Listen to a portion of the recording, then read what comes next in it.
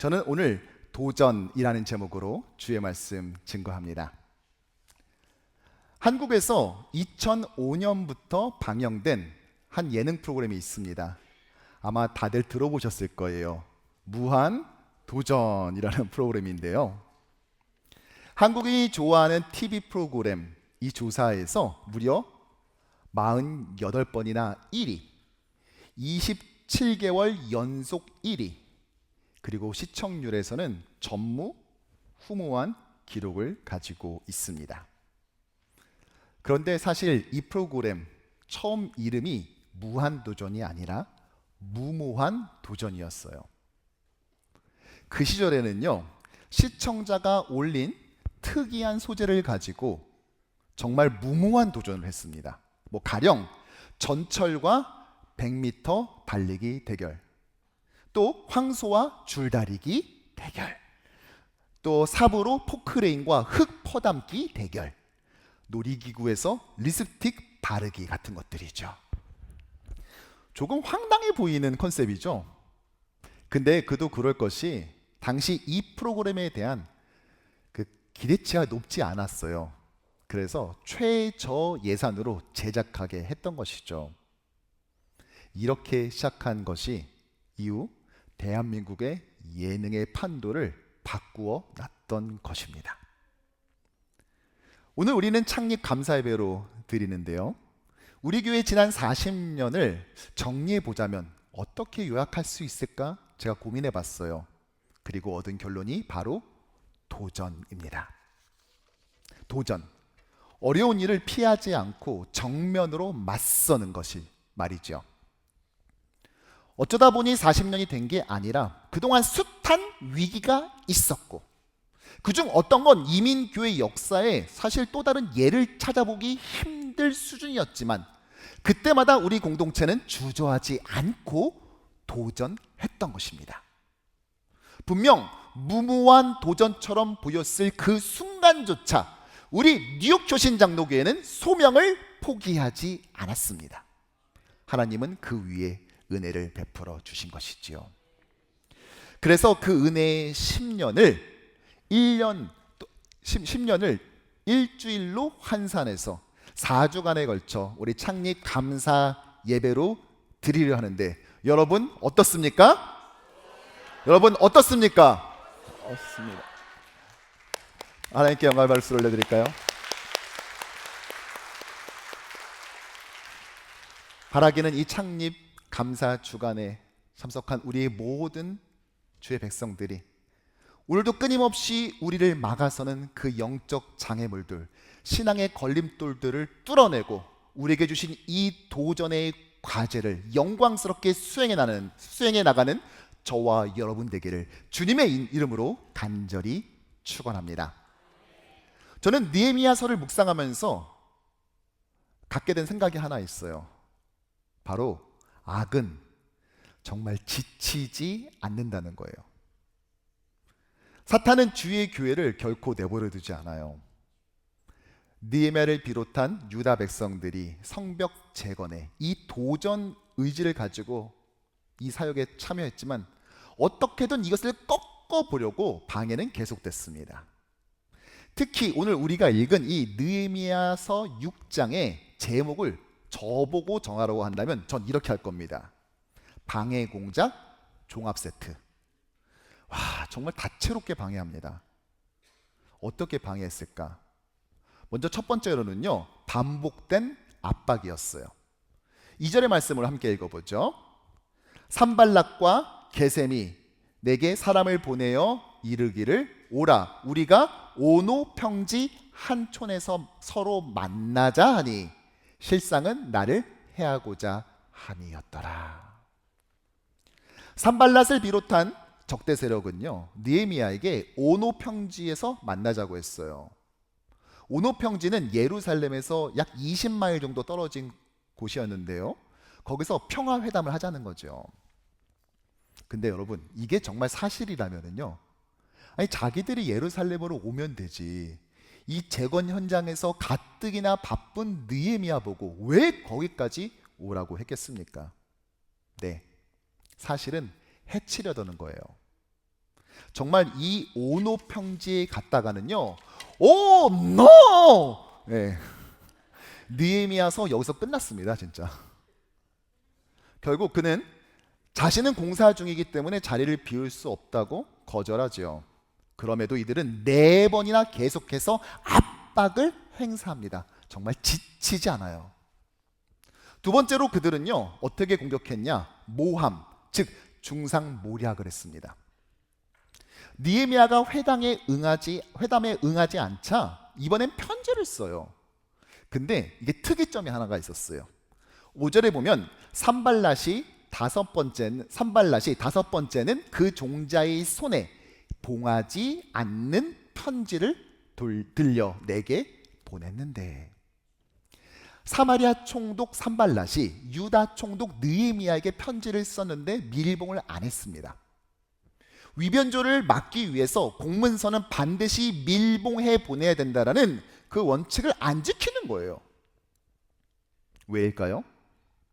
여러분, 만일 여기에 봉투가 있는데요, 그 위에 이렇게 써 있습니다. 절대 읽어보지 마시오. 어떠세요? 정말 읽고 싶어지지 않습니까? 제가 전에 지인의 결혼식을 가는데요, 어떤 분이 본인은 참석을 못하니까 대신 좀 축의금을 전달해 달라고 저한테 맡기셨어요. 그런데 밀봉이 안 돼 있는 겁니다. 여러분, 제가 그걸 열어봤을까요? 안 열어봤을까요? 여러분, 일단 제 말 먼저 들어봐 주세요. 첫째, 열어보지 말라는 말을 그분이 저에게 안 했고, 둘째, 매우 공교롭게도 저는 그때 도대체 축의금을 얼마나 해야 되느냐를 가지고 굉장히 오랫동안 고심하던 차였습니다. 그런데 이걸 저한테 맡기신 거죠. 그래서 참고했죠. 이분이 이 정도 하는데 나는 그냥 이 정도만 해도 되겠다라고 하는 인생의 귀한 가르침과 깨달음을 얻는 매우 유익한 시간이었어요. 이런 게 사람의 심리죠. 그리고 산발랏은 이걸 이용했던 거예요. 그 편지의 내용은 이랬습니다. 어이 느헤미야, 너 예루살렘에 총독으로 가서는 왕놀이 한다며. 예언자들까지 세워서 유다의 왕이 있다 이렇게 말하게 하고 소문 다 났어. 좀 있으면 바사 제국의 왕실까지 이 얘기 다 들어갈 거야 라는 근거 없는 모함, 중상모략을 저지른 겁니다. 특히 이걸 무시할 수가 없는 게, 당시 페르시아 제국은요, 다른 건 몰라도 이 반역에 대해서만큼은 자비가 없고 매우 강경 대처였어요.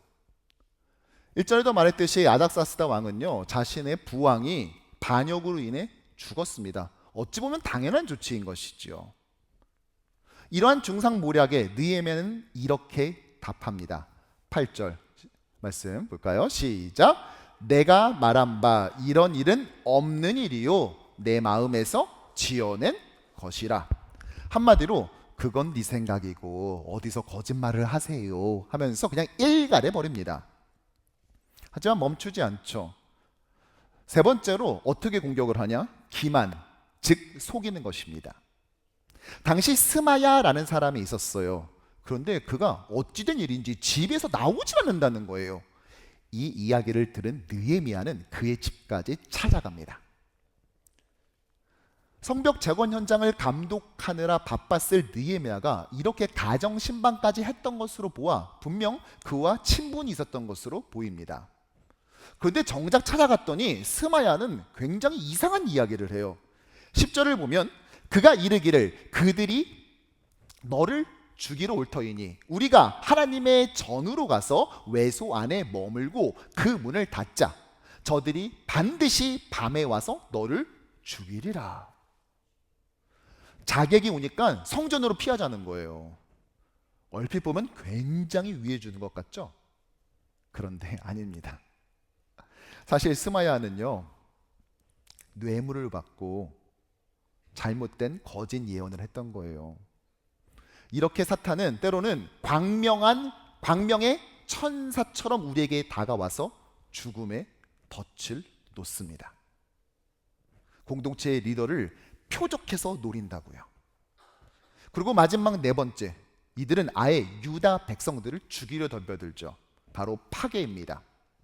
앞선 느헤미야 4장에서 적대 세력은 유다를 기습 공격해 사람들을 죽이고 성벽 재건 현장을 중단시키려 했어요. 도대체 이들이 이렇게까지 하는 이유는 무엇일까요? 이들이 노렸던 것은 과연 무엇입니까? 그것은 바로 느헤미야 6장에 나오는 반복되는 단어를 찾으면 알 수 있습니다. 9절의 말씀 시작. 그들이 다 우리를 두렵게 하고자 하여. 13절 그들이 뇌물을 준 까닭은 나를 두렵게 하고. 14절 나를 두렵게 하고자 한 자들의 소행을 기억하옵소서. 19절 나를 두렵게 하고자 하였느니라. 무엇입니까? 두려움. 두려움은 사단의 강력한 무기입니다. 이것으로 인해 하나님의 백성들은 낙담하게 되고 더 이상 도전을 하지 못하도록 의기소침하게 만들지요.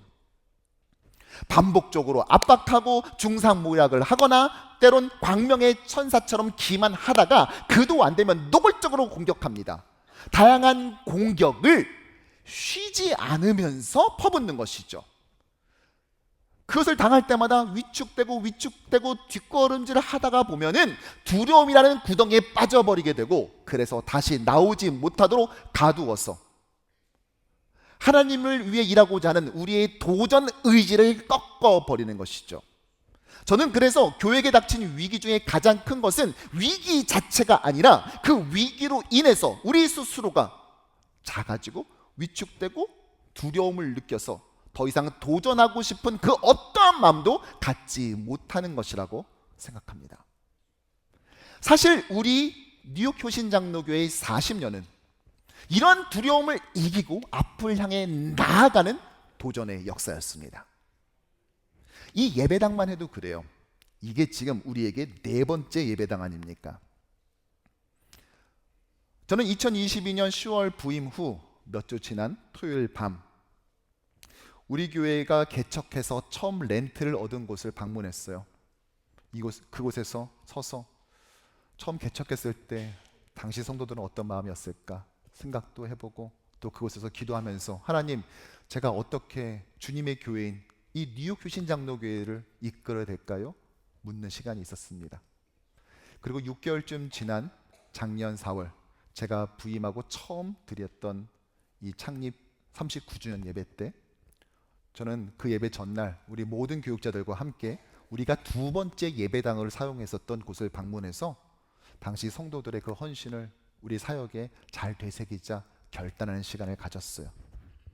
그리고 오늘 창립 40주년 이 감사 예배를 준비하면서 우리 교회의 도전과 역사 또 비전을 제시함에 있어서 여러분, 교회는 이래야 됩니다, 저래야 됩니다 라고 말하는 것이 아니라 정말 우리 교회가 어떻게 그 위기를 뚫고 도전을 쉬지 않았는지를 보다 더 자세히 듣고 깊이 공부해야 된다는 생각이 들었어요. 그런데 이런 상황을 가장 잘 알고 있는 분이 누굴까요? 그렇죠, 원로 목사님이죠.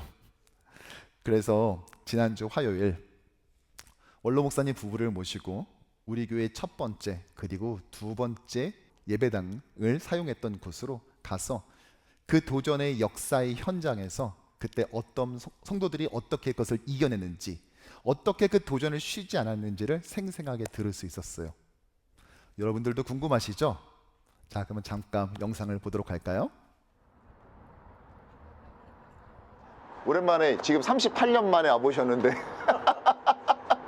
소감이 좀 어떠세요? 네, 아이고 정말 감격. 사모님 우시네. 그때 생각나시죠? 갑자기 그냥. 이래도 이렇게 좋은 목사님으로 하나님께서 보내주셔서 이런 교회도 안 빌려줬으면 어떻게 될 뻔했어. 맞아요. 예.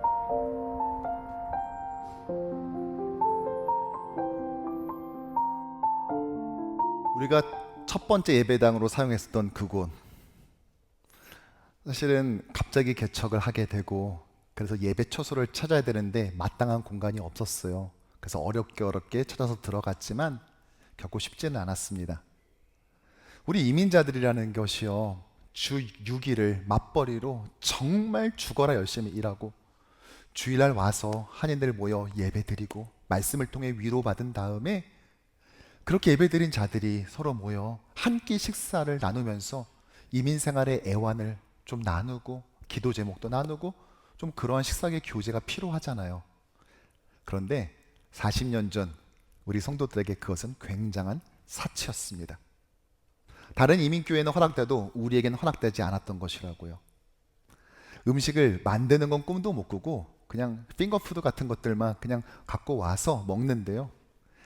수박씨 하나가 떨어지니까 계속 이런 식으로 하면 다음 주부터 예배 드리지 못한다고 얼마나 엄격하게 관리를 하는지 그냥 눈치를 보면서 계속 그렇게 교제를 해야 되는 상황인 거예요. 이제 도저히 안 되겠다. 이렇게는 더 이상 안 되겠다 싶어서 그래도 성도들이 그래도 한 주에 한 끼 정도는 그냥 마음 편하게 속에 있는 얘기 다 하면서 기도 부탁할 수 있어야 되는데 그게 허락이 안 되니까 우리 그냥 찾아야 되겠다. 새로운 장소를 찾자 해서 재향군인회관이었던 장소를 보여주실까요? 예, 바로 그 건물에서 드렸습니다. 저기 동그랗게 그려진 바로 저 공간인데요. 회관이라고는 하지만 가보시면 그 옆에 있는 가정집보다 별로 그렇게 크지도 않아요. 그럼에도 불구하고 저곳에서 들어갈 땐 150여 명의 성도들이 들어갔는데 점점 부흥해서 2배로 부흥해 300여 명이 함께 예배를 드렸어요. 부엌시설도 제대로 없어서 화장실에서 물 받아가 저쪽에서 음식을 만들었습니다. 그래도 그게 너무 행복한 거예요. 이렇게 음식을 만들어 먹으면서 서로 같이 위로할 수 있다는 이 현실이 그 성도들에게는 너무나 큰 하나님의 선물과 같은 것이었다고요. 하지만 저 공간이 점점 좁아지기 시작하고 성도들이 더 늘어나니까요. 무엇보다 우리 다음 세대가 주일학교 교육을 하는데 여러 가지 한계를 느끼게 되었어요. 또한 이민교회 성도들을 보다 더 잘 섬기려면 안 되겠다. 우리가 그냥 우리의 교회 건물을 새로 건축해야 되겠다. 서로 의기투합하고 기도하면서 이 3번째 건물인 이 지역을 찾은 것입니다. 제가 지금 3번째 건물이라고 말하면서 지금 이 예배당이라고 말하지 않고 3번째 예배당이라고 말했습니다. 우리는 지금 4번째 예배당입니다. 장소가 같은데 숫자가 서로 다르죠. 왜 그렇습니까? 우리가 힘들게 얻은 3번째 예배당은 그리 오래 우리 곁에 있지 않았어요. 불과 3년이 되기 전에 그 건물을 우리는 뜻밖의 이유로 잃어버리고 말았죠. 어쩌면 지난 40년간 우리 뉴욕 교신장로교회 앞에 닥쳤었던 그 어떤 위기보다도 가장 도전하기 힘든, 뚫고 가기 힘든 위기와 장애물이 아닐까 싶은데요. 그때 그 성도들의 심정과 이야기들을 우리 원로 목사님을 통하여서 좀 생생하게 들어보려고 합니다. 이 시간 우리 원로 목사님 나오실 때요, 큰 은혜 주신 하나님께 힘찬 영광의 박수 올려드리죠. 자, 우리 교회가 1984년 4월 15일에 창립이 됐는데 그때 한국 교회가 예배드릴 장소 구하기가 얼마나 어려웠는지. 근데 하나님의 은혜로 침례교를 우리가 예배 장소로 구했단 말이죠. 그런데 교회당은 참 좋아요.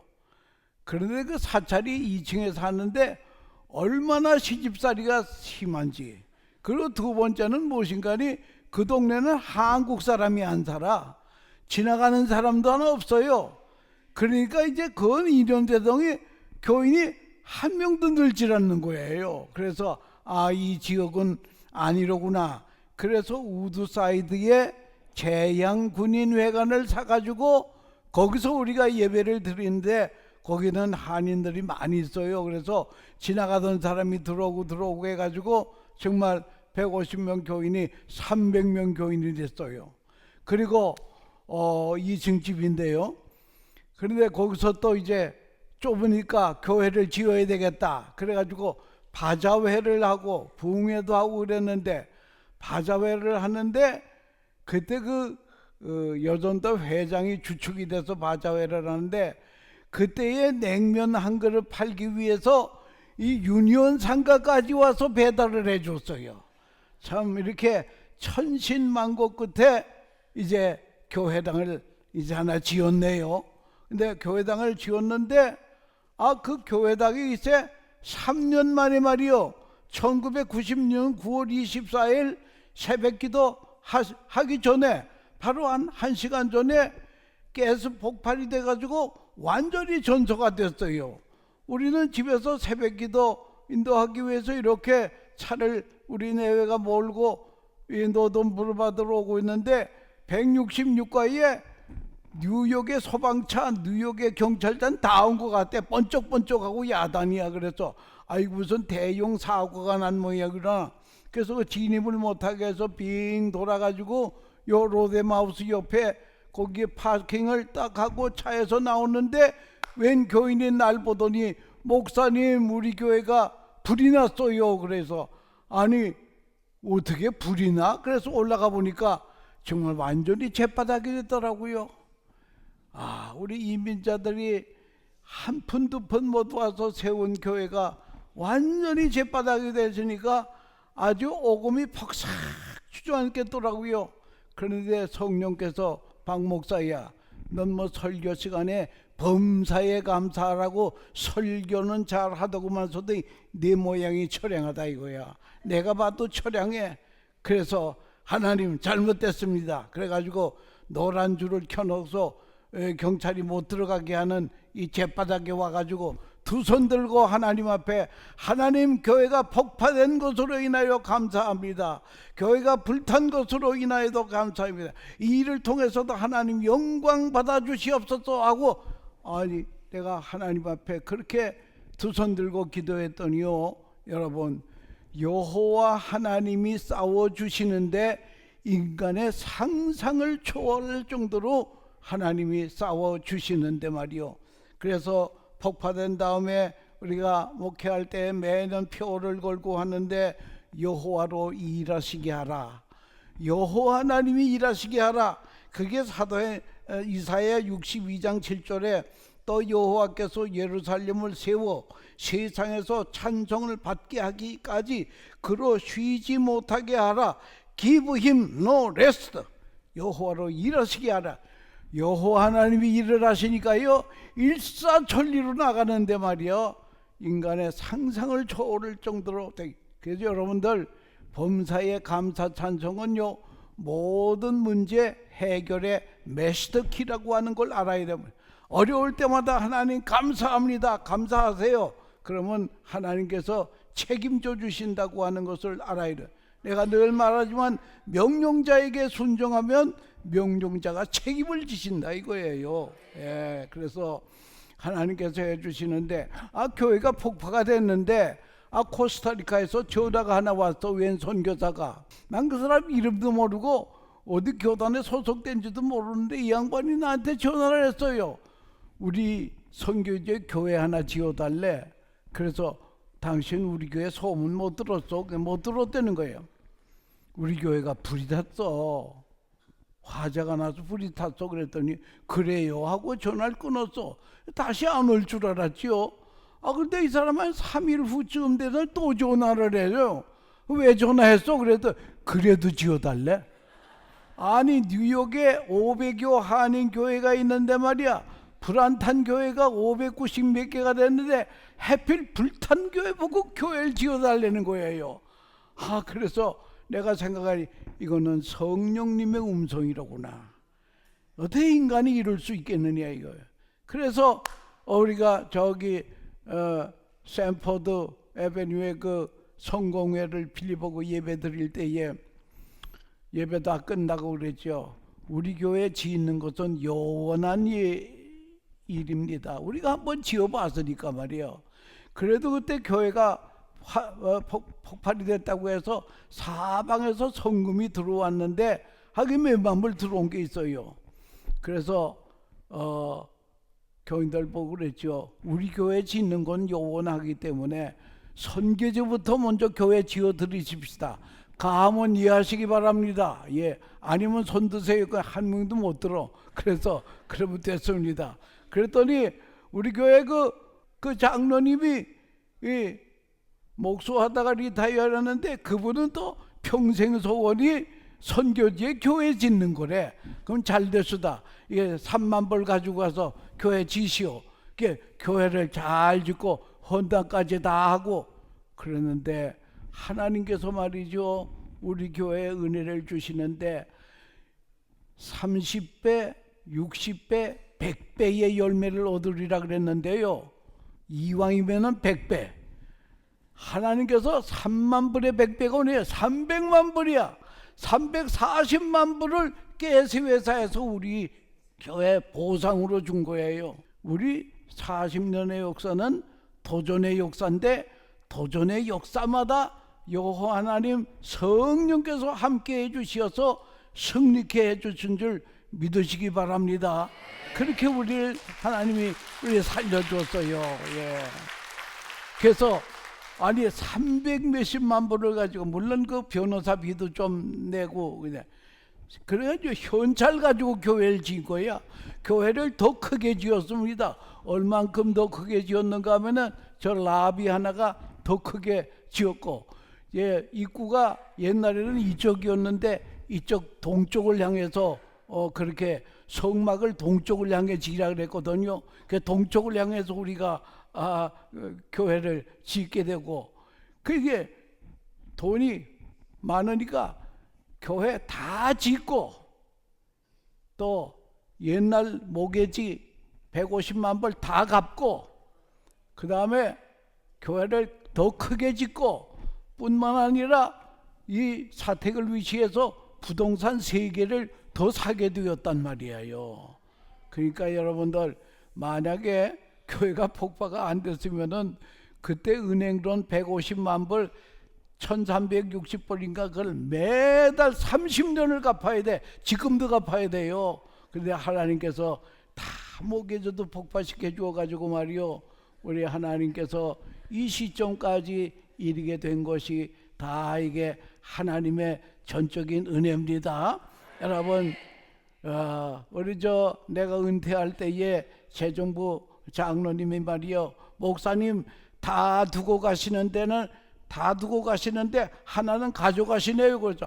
내가 뭘 가져가고 그랬더니 빚은 다 가져간다 이거야. 빚은 제로야.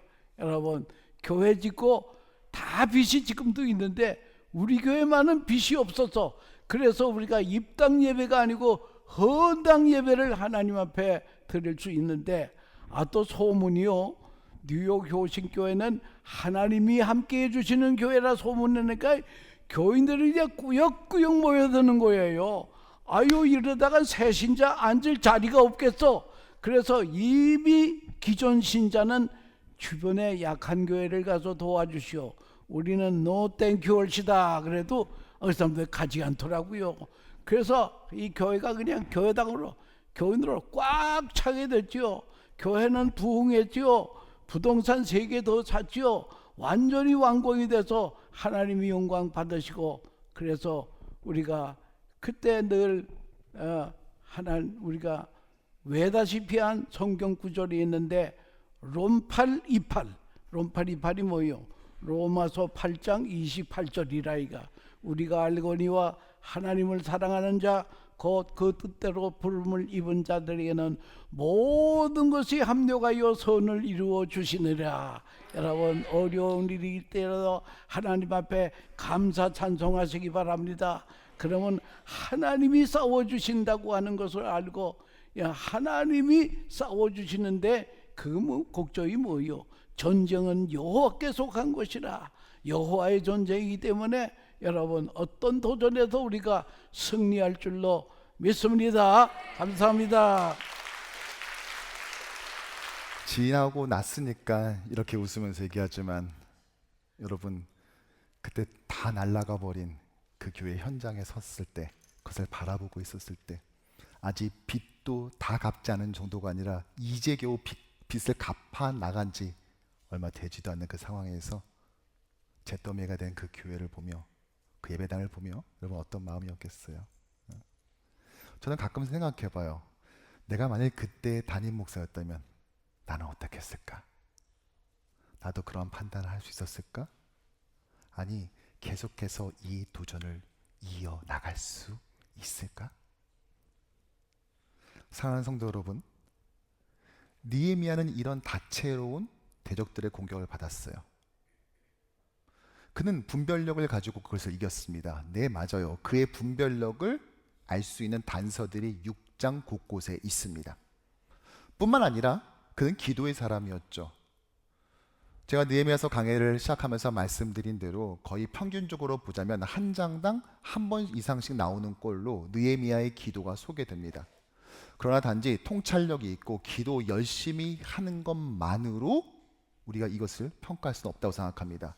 저는 오히려 이 6장에서 눈에 들어온 구절이 있는데 바로 11절입니다. 오늘 밤 자객이 올 테니까 나랑 같이 도망하자, 성전으로 들어가자라는 이 이야기를 들었을 때 그는 현대인의 성경으로 보면 이렇게 말했어요. 총독인 내가 어떻게 달아날 수 있으며 나 같은 사람이 목숨을 구하겠다고 어떻게 성소에 들어가 숨을 수 있겠소? 나는 그렇게 하지 않겠소. 피하라는 말을, 도망하라는 그 말을 거부합니다. 그는 대신 도전을 선택했지요. 계속해서 또다시 현장으로 가서 또 다음 벽돌을 쌓아 올린 것입니다. 바로 도전인 것입니다. 결국 이런 느헤미야와 유다 백성들에게 어떤 일이 펼쳐졌습니까? 바로 15절입니다. 함께 읽지요. 성벽 역사가 52일 만인 엘루럴 25일에 끝남에 아멘. 불과 52일 만에 성벽 재건이 완성됐습니다. 바벨론에 의해 파괴되고 140년간 방치됐던 그 성벽이 불과 2달이 채 지나기 전에 재건되었던 것이죠.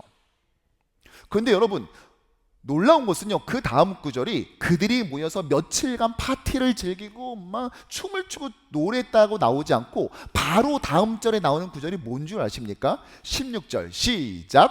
우리의 모든 대적과 주위에 있는 이방 족속이 이를 듣고 다 두려워하여 크게 낙담하였으니 그들이 우리 하나님께서 이 역사를 이루신 것을 알림이니라. 아멘.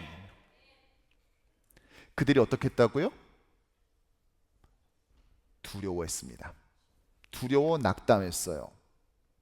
지금까지 이스라엘 백성들을 이리저리 괴롭히면서 그들을 두려움의 구덩이에 떠밀고도 있었던 그들이 결국은 두려워하는 자가 된 거예요. 사랑하는 성도 여러분, 우리가 하나님을 신뢰하며 주님을 믿으며 우리에게 주신 사명을 이루기 위해 우리가 낙담하지 않고 도전할 때 어떤 일이 벌어지냐?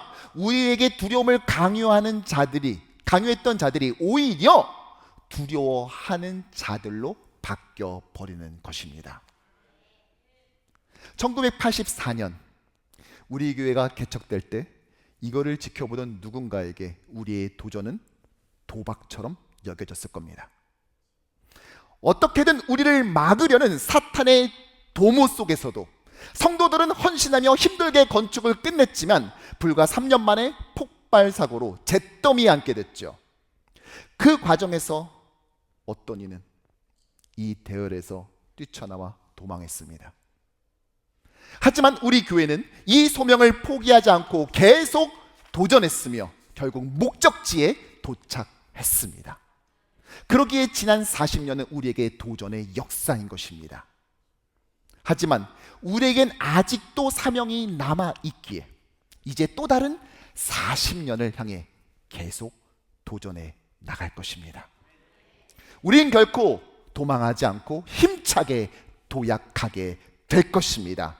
우리 앞선 세대가 바로 끊임없는 이 절망과 시련과 위기 속에서도 멈추지 않고 도전했듯이 이것이 우리 뉴욕 효신장로교회 공동체의 DNA로 음각되고 각인되어 있는 것처럼 우린 또 다른 40년을 시작하는 이 출발선에서 우리에게 어떤 일이 닥친다 할지라도 우리는 쉬지 않고 주의 사명을 감당하기 위해 도전할 거라 결단해야 되는 것입니다.